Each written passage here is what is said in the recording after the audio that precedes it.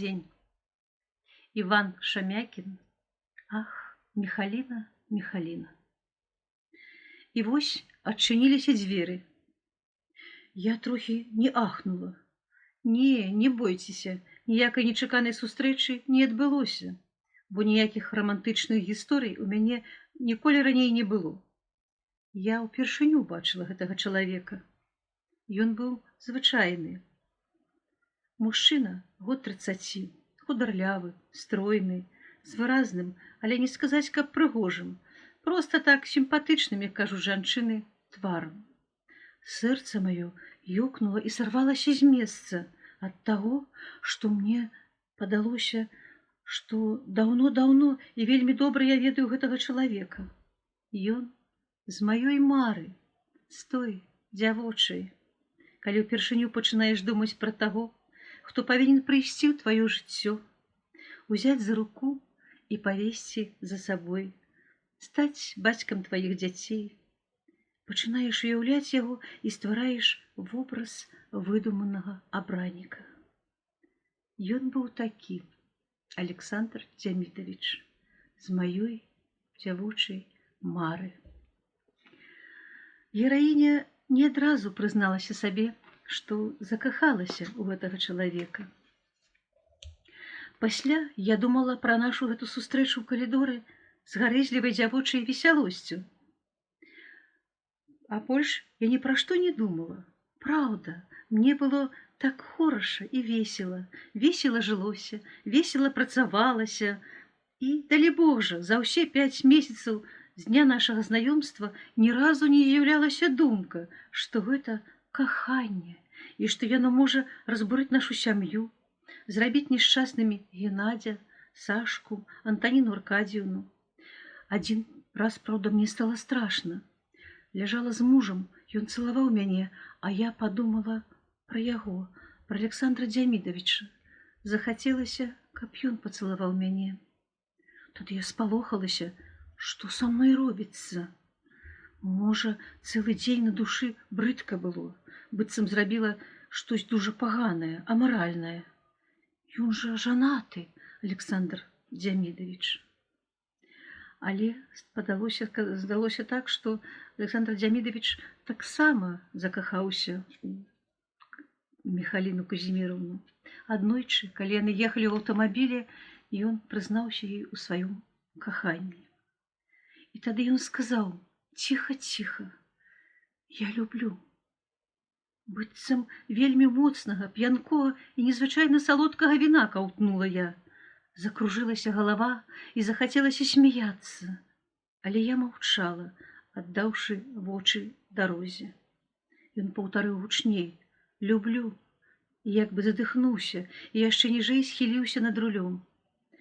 Я маўчала. Ён паклікаў нясмела, вінавата: Михаліна Казіміровна. Я павярнулася, падарыла яму ўсю цеплыню вачэй сваіх і сказала сур'ёзна, з трапятаннем: і я. Тады ён засмяяўся, і я таксама. Напэўна, нам абаім зрабілася вельмі хораша, лёгка і проста. Аб тым, што нас чакала наперадзе, мы, безумоўна, тады не думалі.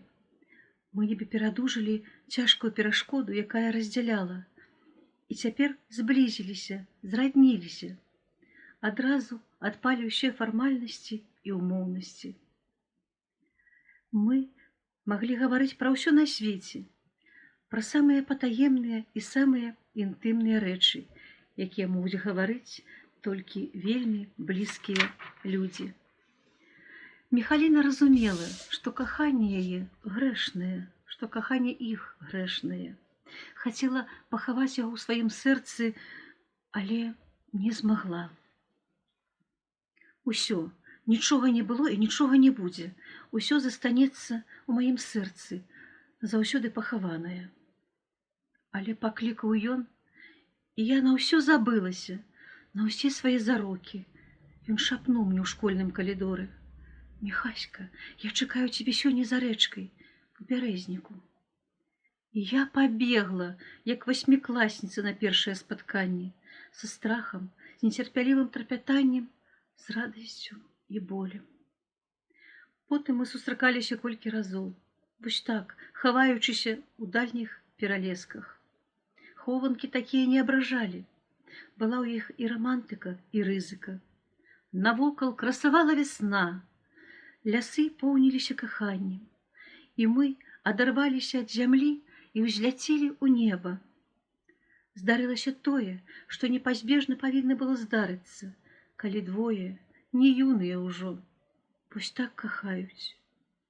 Пасля хвілін салодкага ап'янення прыйшла цвярозасць. Яшчэ лежачы на яго гарачай руцэ, я без страху, без панікі, без расчаравання і раскаяння, але вельмі сур'ёзна, як ніколі раней, падумала. Бясконца так прадаўжацца не можа. Раней ці пазней нас выкрыюць. І што тады? Я спытала ў яго: Саша, а што далей? Ён не адразу адказаў, маўчаў доўга. Я здагадалася, што ён думае пра тое ж самае, і, можа, нават больш пакутліва і сур'ёзна. І мне чамусьці зрабілася сумна і балюча. Я сказала: давай з'едзем куды-небудзь, я вазьму свайго Сашку. Ён устрапянуўся: а я? Не адказаў, не выказаў усяго, але гэта і не патрэбна было. Хіба не разумела я, што ён гэтак жа думаў пра сваіх дзяцей, і як я не магла пакінуць свайго сына Сашку, так і ён не мог пакінуць сваіх Дзімку і Гальку. Не любіць жонку, пакахаў другую. Але для яго гэта каханне не радасць, а трагедыя. Не той ён чалавек, каб лёгка ўсё пакінуць, на ўсіх забыцца. Дзеля дзяцей ён гатовы несці свой крыж да скону жыцця. І я гэта разумела і не асуджала. Дзякую вам. Вельмі раю пачытаць вам гэту аповесць. І потым мы зможам гэта абсудзіць, абмеркаваць, ці такое ж яно ўжо грэшнае каханне. Усяго найлепшага. Да новых сустрэч. Дзякую вам за ўвагу.